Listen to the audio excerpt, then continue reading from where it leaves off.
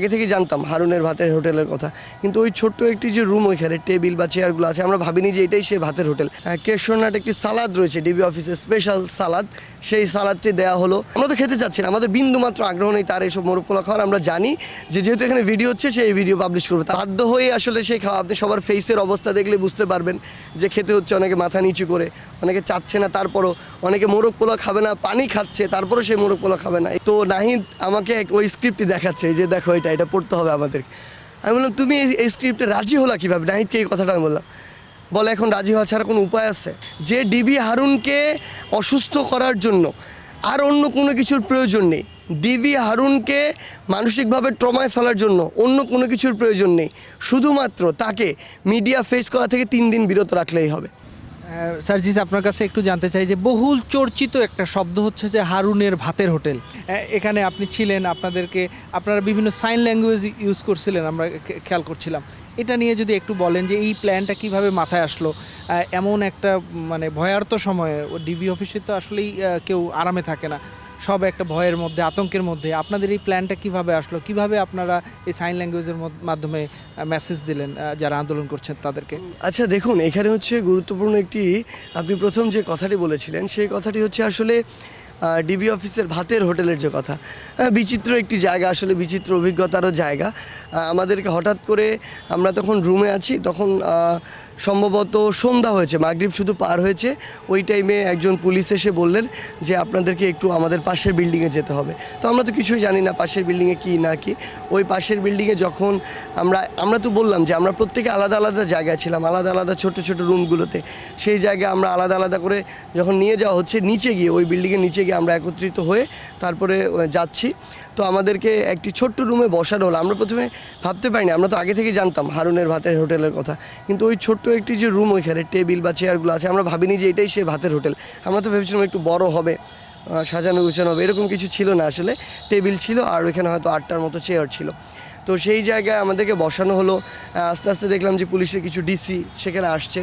আসার পরে কিছুক্ষণ পরে তারা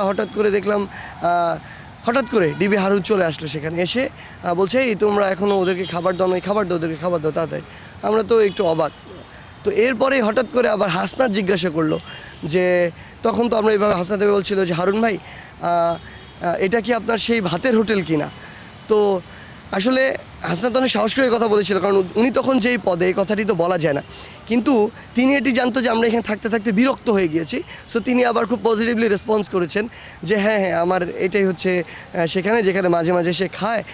তো বলে আমি তো খুব অতিথিপরায়ণ, আমি আসলে খাওয়াই আপ্যায়ন করি।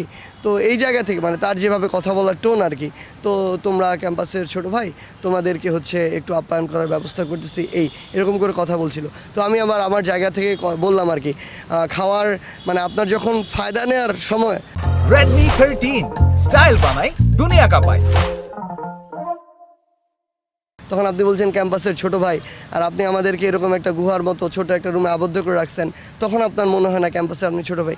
চাইলেও তো তখন বেশি রুটভাবে কথা বলা যায় না, কারণ তিনি ওই সময় আসলে একটি গুরুত্বপূর্ণ একটি পদে এমন জায়গায় রাখা হয়েছে, তিনি চাইলে যে কোনো সময় যে কোনো কিছু করে বলা যায় যে একেবারে স্বৈরাচার শেখ হাসিনা সরকারের অন্যতম একজন হাতিয়ার। সেই জায়গা থেকে তখন সেখানে আসলে প্রথমে তার একটি কেশরনাট একটি সালাদ রয়েছে ডিবি অফিসের স্পেশাল সালাদ, সেই সালাদটি দেওয়া হলো। তো আমরা তো আসলে খেতে চাচ্ছিলাম না, আমাদের ওই বিন্দু মাত্র ওই টাইমে আমাদের মানে আগ্রহ নাই, কারণ আমাদের গার্ডিয়ানরা বাইরে অপেক্ষা করছে।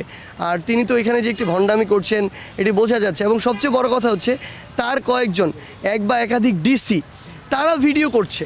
মানে আমরা অবাক হয়েছি, সেই ডিসি যারা ছিল তারা ভিডিও করছে এই বিষয়গুলো, যে আমরা হচ্ছে আমাদের সামনে সালাদ এনে দেওয়া হচ্ছে, এরপরে একটু মোরগ পোলাও এনে দেওয়া হচ্ছে, এই ভিডিওগুলো তারা করছে। মানে কতটা অপেশাদার হলে এবং তোষামদির কোন লেভেলে গেলে একজন ডিবি হারুনকে সন্তুষ্ট করার জন্য এই খাওয়ার এই ভিডিওগুলো করছে, তখন আমরা তাদের আসলে যে অবস্থাটা বুঝতে পারি। এবং যেটি হয়েছিল ওই খাওয়ার সময় তারা আমাদের যে ফোনগুলো, সেই ফোনগুলো কিন্তু নিয়ে একখানে রেখে দিই। আমরা যে ছবি দেখেছিলাম যে অনেকগুলো ফোন একসাথে।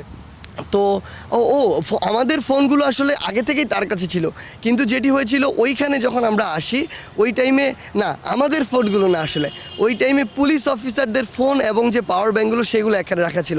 আমাদের ফোন তো প্রথম দিনই নিয়ে নেওয়া হয়েছে এবং শেষ দিন দেওয়া হয়েছে, আমাদের ফোন এগুলো না, এটি ক্লিয়ার করতে চেয়েছিলাম আসলে। এটি একটি বিষয় হয়েছিল। এবং ওইখানে যখন আসলে মোরগ পোলাও এনে দেওয়া হয়, আমরা তো খেতে চাচ্ছি না, আমাদের বিন্দু মাত্র আগ্রহ নেই তার এইসব মোরগ পোলাও খাওয়ার। আমরা জানি যে যেহেতু এখানে ভিডিও হচ্ছে সে এই ভিডিও পাবলিশ করবে, তার এই যে অভ্যস্ততা বা মিডিয়ার ফুটেজ খাওয়ার যে তার একটি ক্যারেক্টার সেটি আছে, সেটি আমরা জানি। অনেকে ফুটেজ করেও বলে। হ্যাঁ, তো ইভেন হাসনাত একটি কথা বলেছিল আসলে, এই কথাটি সে একজন ওইখানকার অফিসারের কাছে শুনেছিল যে ডিবি হারুনকে অসুস্থ করার জন্য আর অন্য কোনো কিছুর প্রয়োজন নেই, ডিবি হারুনকে মানসিকভাবে ট্রমায় ফেলার জন্য অন্য কোনো কিছুর প্রয়োজন নেই, শুধুমাত্র তাকে মিডিয়া ফেস করা থেকে 3 দিন বিরত রাখলেই হবে। তো সে এতটাই ফুটেজ করে লেভেলের ছিল। সেই জায়গা থেকে আমরা দেখতে পাচ্ছিলাম যে খাবারগুলো যখন সামনে দেওয়া হয়েছে, ডিসিরা এক বা একাধিকজন তারা ভিডিও করছে ওই জায়গাটিতে। তো তখন ওই মুহূর্তটা আমাদের কারোরই খাওয়ার ইচ্ছা ছিল না। সেই জায়গা থেকে বারবার উনি বলছেন, এই তোমরা খাচ্ছ না কেন, তোমরা খাও, আমি তোমাদের খাওয়াচ্ছি, ক্যাম্পাসের বড় ভাই তোমরা খাও, দেশে একজন নাগরিক হিসেবে খাওয়াচ্ছি, ক্যাম্পাসের বড় ভাই হিসেবে খাওয়াচ্ছি, খেলে কি সমস্যা, এটা তো ঠিক না, এটা তো বেয়াদবির পর্যায়ে চলে যাচ্ছে, এটা আমি তোমাদেরকে আপ্যায়ন করছি, তোমরা আমার অফিসে এসেছো, তোমরা চাইলেই খেতে পারো, যে কেউ আসলেই এই আপ্যায়ন আমরা করি, এই কথাগুলো বলছিল আর কি। তো এক প্রকার আর কি না চাওয়া সত্ত্বেও বাধ্য হয়ে আসলে সেই খাওয়া, আপনি সবার ফেসের অবস্থা দেখলে বুঝতে পারবেন যে খেতে হচ্ছে, অনেকে মাথা নিচু করে, অনেকে চাচ্ছে না, তারপরও অনেকে মোরগ পোলাও খাবে না, পানি খাচ্ছে, তারপরও সেই মোরগ পোলাও খাবে না, এগুলো আপনি ভিডিও দেখলে বুঝতে পারবেন। সেই জায়গা থেকে মানে একদম বিচিত্র অভিজ্ঞতার একটি জায়গা ছিল। এবং আমাদের সবচেয়ে মানে বিরক্ত লেগেছে যখন একই অভিনয়টা আমাদের গার্ডিয়ানদেরকে দিয়ে করানো হয়েছে, এবং গার্ডিয়ানদেরকে দিয়ে যে কথাগুলো বলা হয়েছে যে তারা ভালো আছে, ঠিক আছে, আমরা কথা বলেছি, এই কথাগুলো তাদেরকে আগে বলে দেওয়া হয়েছে যে আপনারা এভাবে বলবেন, তাহলে তারা দ্রুত এখান থেকে ছাড়া পাবে, এভাবে বলে দিয়ে এই কাজগুলো করা হয়েছে। তো এরকম তো আমি এ পর্যন্ত ডিবি অফিসে 3টি ঘটনা বললাম, এরকম অসংখ্য ঘটনা রয়েছে যেগুলো আসলে বললাম তো 6 দিনের ঘটনা, আমরা 6টা বই লিখতে পারবো।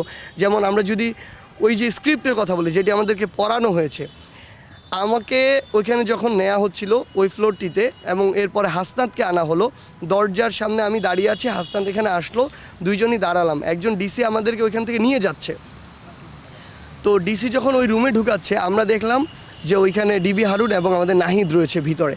তো নাহিদ আমাকে ওই স্ক্রিপ্টটি দেখাচ্ছে যে দেখো এটা পড়তে হবে আমাদের। আমি বললাম তুমি এই স্ক্রিপ্টে রাজি হলা কীভাবে? নাহিদকে এই কথাটা আমি বললাম। বলে এখন রাজি হওয়া ছাড়া কোনো উপায় আছে?